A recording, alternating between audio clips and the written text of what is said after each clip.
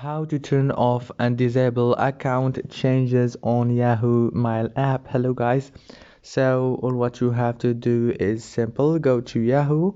Now go to the top corner, click here on this icon, click on settings down here, and it will take you to this page. Right here you will find many options.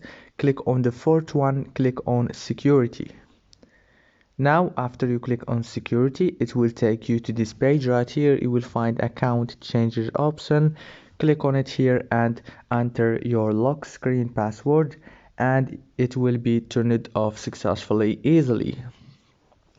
If this video was helpful, please don't forget to like and subscribe, and thank you so much for watching this video until the end. See you later, and thank you so much.